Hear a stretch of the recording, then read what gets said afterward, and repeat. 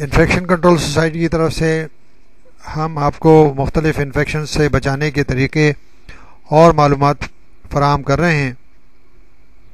بتانا چاہیں گے آپ کو ایمرجنگ انفیکشن یعنی کہ نئے پیدا ہونے والے اور نئے ظہور میں آنے والے انفیکشنز جو کہ نئے طریقے سے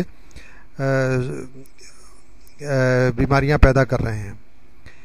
MRSA سے یعنی کہ میتھیسیلین ریزسٹنٹ اسٹیفلوکوکس اوریس، یہ سب سے پہلے 1961 میں برطانیہ میں دیکھا گیا اور دیکھا گیا کہ اسٹیفلوکوکس اوریس جراثیم میتھیسیلین ڈرگ سے ریزسٹنٹ ہو گیا.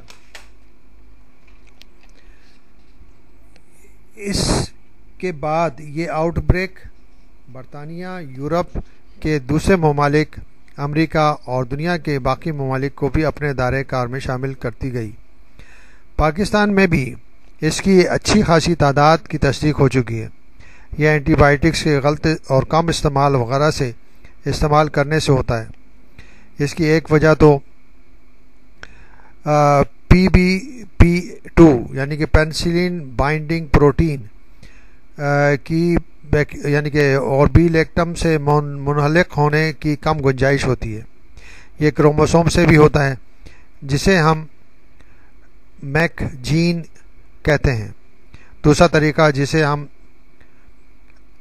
ایکوائرڈ اور بارڈر لائن ریزسٹنٹ کہتے ہیں، اس میں جراثیم زیادہ مقدار میں ایک انزائم پیدا کرتا ہے جس کا نام پینسلینیز ہے، جو اس گروپ کے اینٹی بائیوٹکس کو اور بیکٹیریا جو ہے وہ بی لیکٹم رنگ کو یعنی کہ اینٹی بائیوٹک کے بی لیکٹم رنگ کو توڑ دیتا ہے جب دوا بے اثر ہو جاتی ہے اور دوا اپنے اثر سے پہلے ہی تباہ ہو جاتی ہے. تیسرا طریقہ MODSA یعنی کہ میتھیسیلین انٹرمیڈیٹ اسٹیفلوکوکس اوریس میں آکسیسلین کی MIC یعنی کہ 1 to 2 ملی گرام پر ml منیمم انہیبیٹری کنسنٹریشن ہوتی ہے. اس میں یہ کم ہوتی ہے اور PBP1 اور 2 کے ملحق ہونے کی کم صلاحیت ہوتی ہے، یعنی پروٹین بائنڈنگ پروٹین سے کم یعنی کہ مل سکتی ہے. پروٹین بائنڈنگ پروٹین 4 کی مقدار زیادہ ہوتی ہے. ایسے مریضوں کو وینکومائسین یا ٹیکوپلانین جو کہ گلائکو پیپٹائڈ کے گروپ سے تعلق رکھتے ہیں انجیکشن کے ذریعے دیے جاتے ہیں. یعنی کہ یہ جو ایمرجنگ انفیکشن ہیں ان کے بچاؤ کے کیا طریقے ہیں. بچاؤ اور کنٹرول سرویلنس جو ہے بہت ضروری ہے. یہ لیب ٹیسٹ میں ریکارڈ کیا جاتا ہے اور انفیکشن کنٹرول کے ادارے میں بھی ریکارڈ کیا جاتا ہے. ان مریضوں کے بارے میں یہ ریکارڈ کرنا ضروری ہے کہ نام، کمرہ نمبر، بستر نمبر، عمر، جنس، داخلے کی تاریخ، کس جگہ انفیکشن ہوا، پہلے MRSA کی تاریخ اور تبدیلی یا ڈسچارج کی تاریخ وغیرہ. عام طور پر MRSA کی اسکریننگ کی ضرورت نہیں، صرف آؤٹ بریک کی صورت میں MRSA دیکھنا اور ان کا ضروری ہے جو کہ زیادہ خطرے میں ہیں. اور دوبارہ MRSA مریضوں کے داخلے کی صورت میں خصوصی احتیاط کی ضرورت ہے. مریضوں کو علیحدہ کرنا، ہارٹ نرسنگ یعنی کہ آئسولیشن اور کوہرٹ نرسنگ. نمبر 3 MRSA کے جراثیم کی موجودگی یا کیریئر کا صحیح طریقے سے علاج کیا جائے. MRSA سے بیمار مریضوں کو ٹائکوپلانین یا وینکومائسین سے علاج کیا جائے. MRSA کے پھیلنے سے روکنے کے لیے عملہ یونیورسل یا اسٹینڈرڈ احتیاط کے طریقے کو اپنائے. وینکومائسین درمیانہ یا ریزسٹنٹ اسٹیفلوکوکس اوریس جو جراثیم ہوتے ہیں ان کے لیے وینکومائسین جو ہے بعض دفعہ ریزسٹنٹ ہو جاتی ہے تو ان کے لیے متبادل علاج کرنا چاہیے. اور اس قسم کے جو مریض ہیں یعنی کہ وینکومائسین اور درمیانے ریزسٹنٹ کے اسٹیفلوکوکائی جو ہیں اس کا پہلا مریض 1996 میں جاپان میں رپورٹ ہوا. اس کے بعد یہ امریکہ میں 1997 اور 8 میں رپورٹ ہوئے.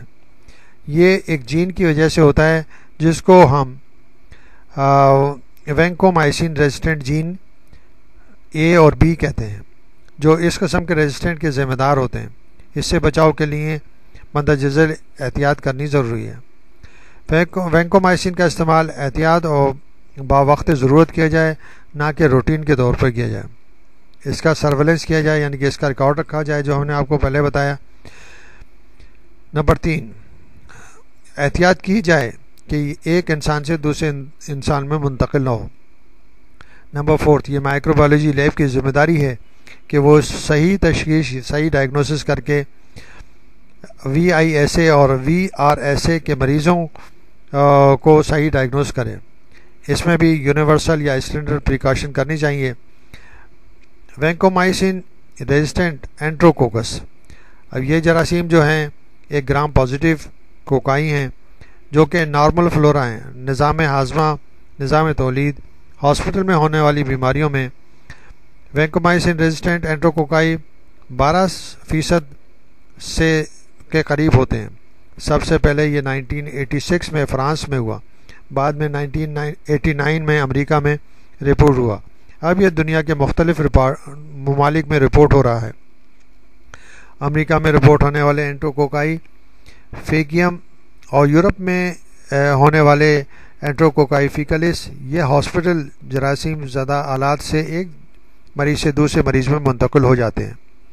یہ بھی ایک جین کی وجہ سے ہوتا ہے جو ایک نئی سیل وال بناتا ہے، جس کو وینکومائسن مولک ہونے والی جگہ نہ ہوتی ہے۔ ایووپریسن، جو کہ جانوروں کے لیے خوراک کے طور پر استعمال کی جاتی ہے، وینکومائسن ریزسٹنٹ انٹروکوکائی کا سبب ہو سکتا ہے۔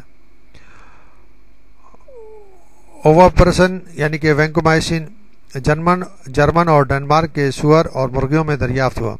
امریکہ میں وینکومائسن بہت زیادہ یعنی کہ انجیکشن کے ذریعے استعمال ہوتا ہے۔ اس قسم کے مریضوں میں ٹائکوپلینن سے علاج کیا جائے یا پھر گلائکوپیپٹائڈ اور امائنو گلائکوسائڈ یا ایمپیسلین پینسلین کے ساتھ استعمال کیا جائے۔ نائٹروفورنٹائن، کینولونز اور کلورامفینیکول وغیرہ بھی استعمال کی جا سکتی ہے۔ اس کے بچاؤ کے طریقے: hospital infection control practices advisory committee 1944 میں شروع ہوئی۔ اس نے یہ مشورہ دیا کہ وینکومائسن کا استعمال صحیح وقت اور بہت شدید ضرورت میں کیا جائے، تربیتی پروگرام کا اجرا کیا جائے، لیب سرویلنس شروع کیا جائے، اس کو نوٹیفائی کرنے کی پالیسی بنائی جائے، علیحدگی اور کوہارٹ نرسنگ کی جائے، اسکرین مریض کے اسٹول کا کلچر کیا جائے، مریض کو علیحدگی سے باہر کرنے کے لیے 3 سیمپل نگیٹو آنا ضروری ہے۔ دوبارہ داخلے کی صورت میں احتیاط کی سخت ضرورت ہے۔ اسے ڈسچارج کرتے وقت صحت کے ادارے سے مشورہ کرنا چاہیے، یعنی ہاسپٹل سے مشورہ کرنا چاہیے، یونیورسل یا اسٹینڈرڈ پریکاشن استعمال کرنی چاہیے۔ ایکسٹینڈڈ اسپیکٹرم بیٹا لیکٹیمیز والے پیدا کرنے والے بیکٹیریا، یہ پلازمٹ کے ذریعے بیٹا لیکٹیمیز حاصل کر کے، جو کہ TEM2 اور TEM1 اور SHVM1 انزائم سے ہوتا ہے۔ اس کی وجہ سے تیسری جنریشن سیفلوسپورین سے بھی ریزسٹنٹ ہونا شروع ہو گیا ہے، یعنی کہ ایزیٹرینوم، سیفوٹیکسیم، سیفوتازیڈینیم، سیفٹرائزیکسون، یہ ان کے اوپر اثر انداز نہیں ہوتے، جیسے کہ اور دوسرے یعنی کہ سیفوکسٹین اور ایمیپینم اور میروپینمز، ان کو ایکولائی اور کلیپسلا کے لیے یعنی کہ استعمال کیا جا سکتا ہے۔ ہیمیپینم اور ایسینو بیکٹر پر قابو پا سکتا ہے، لیکن اب ہیمیپینم کے ریزسٹنٹ اور ایسینو بیکٹر اسپیشیز بھی رپورٹ ہو رہی ہیں، جو ہیمیپینم کے زیادہ استعمال کی وجہ سے ہوا ہے۔ یہی ہم بار بار بتاتے جا رہے ہیں کہ اینٹی بایوٹک پالیسی بہت احتیاط سے بنانی چاہیے، کیونکہ جو بھی نئی اینٹی بایوٹک آتی جا رہی ہیں وہ ریزسٹنٹ ہوتی جا رہی ہیں اور ہمارے لیے مسائل پیدا ہوتے جا رہے ہیں۔ بچاؤ اور کنٹرول، اس میں بھی زیادہ تر وہی احتیاط ضروری ہیں جو وینکومائسن ریزسٹنٹ انٹروکوکائی کے لیے کی جاتی ہیں۔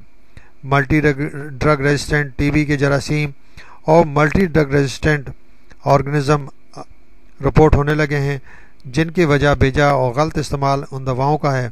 اس کا بھی سرویلنس ضروری ہے۔ یہ بھی احتیاطی تدابیر ضروری ہیں جو کہ وینکومائسن ریزسٹنٹ آرگنزم کے لیے کی جاتی ہیں۔ یہ ہم بتانا چاہیں گے کہ انفیکشن کنٹرول کے اصول اپنا کر ہم ان سب بیماریوں کو روک سکتے ہیں جو کہ ہمارے لیے بڑی مصیبت کا سبب بنے گی۔